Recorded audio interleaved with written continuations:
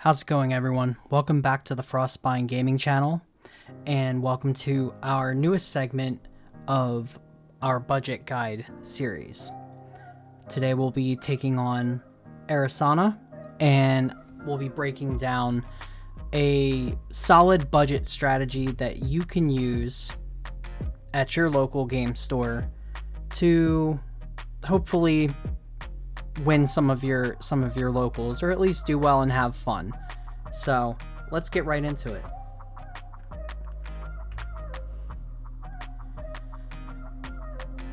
So, quick couple of reminders about this guide.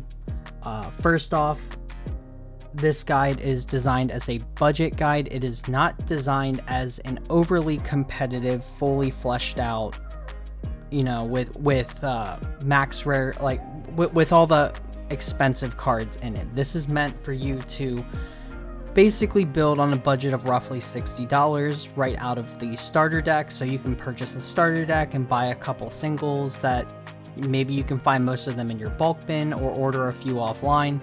That won't cost you too much, and it should add up to roughly $50-$60 if you follow this guide fully. There is a Divine Relic included in the deck, and the Divine Relic takes up about half of what your budget would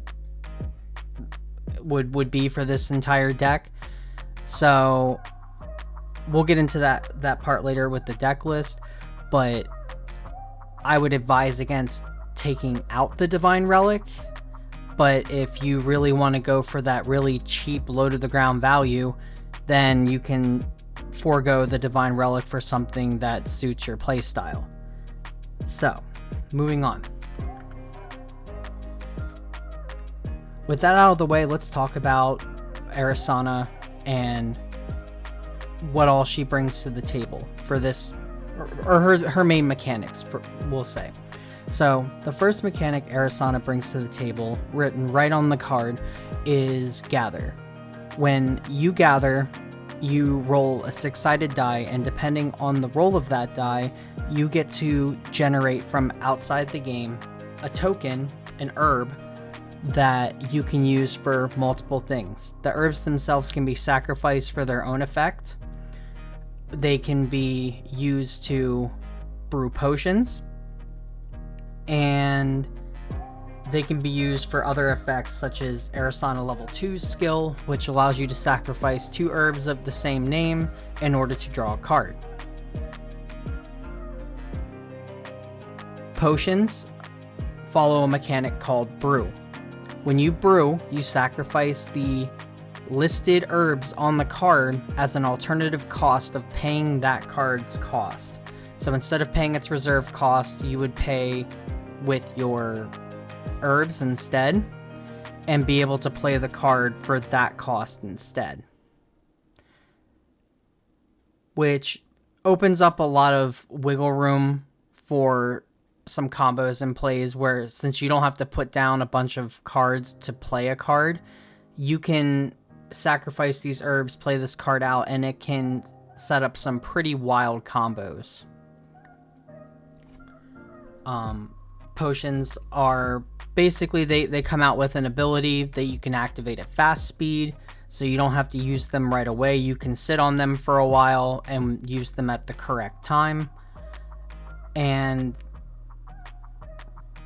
other than that, there's not too much more to say here. So we're going to move on to making our potions even more potent than they already are by talking about infusions. So, what is an infusion? An infusion is a spell, or I don't believe any of them are skills. I believe they're all spells. But what you do is you use them to infuse your potions with an additional ability.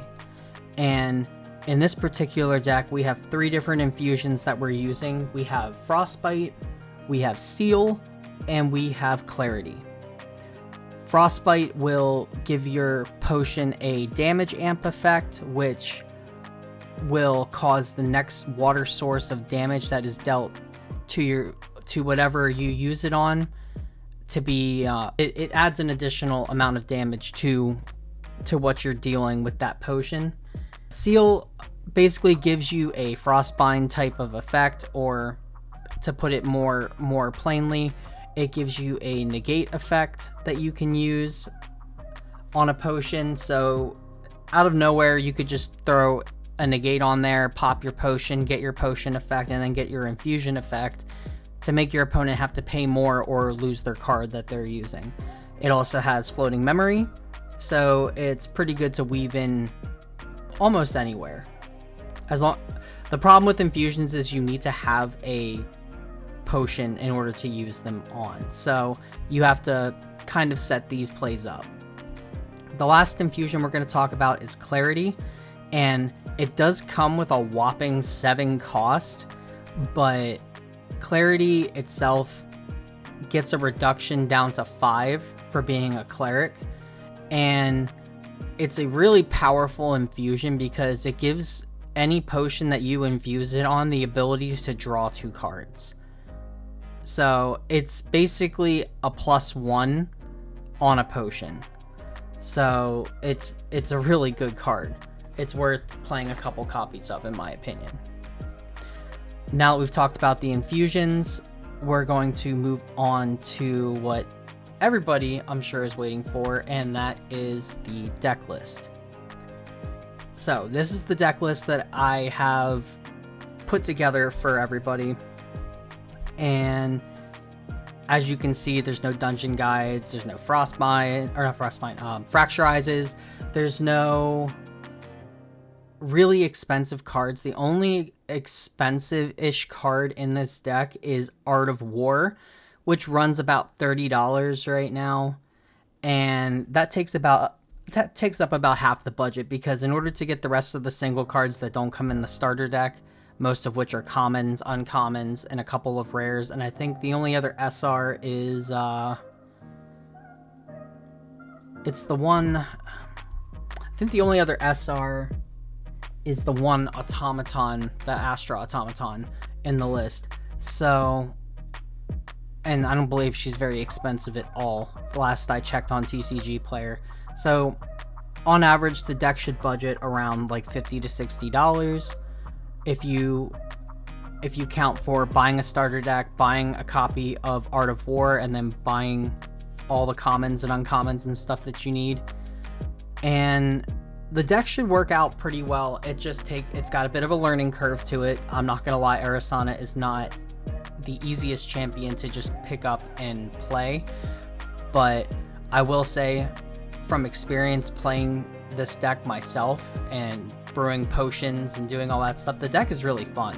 You'll have a great time picking herbs, brewing them into potions, and if you can get some of the combos off on the list, you'll do crazy amounts of damage in order to knock out your opponent. One of the most potent cards in here is the Refracted Twilight, which gives one of your potions the ability, it gives, you pop it and it gives a potion the ability to proc 3 times, and you use it in combination with Supernova to make Supernova hit 3 times for immense amounts of damage. So there's also a combo between Potion of Blizzards and Frostbite, and I could go on for a while talking about these things. I'll leave it to you to decide if the deck is fun or not. I hope you think it is. I guess we'll see. Leave it down in the comments. Let me know if you actually tried the deck and had fun with it, or if you had any success with it or anything. Obviously, there's things that can be changed and updated if you have a higher budget, like, buying fracturizes, dungeon guides, all that stuff. But for a budget list for you to just pick up, build, take to your locals, not have to spend a lot of money on the game if it's not what you want to do, I highly suggest trying the list and having fun, especially if you're into Arisanna as a champion and what she brings to the table. So I'd like to thank everybody again for watching. I greatly appreciate all the support so far. I'm still on a climb to 50 subscribers to start doing live stream stuff. And once we get there, it should make things a little bit easier in terms of making videos. So if you like what you see, drop a like, leave a comment, subscribe to the channel. It helps out a lot. And I'll see you guys on the next one. So till then, take care.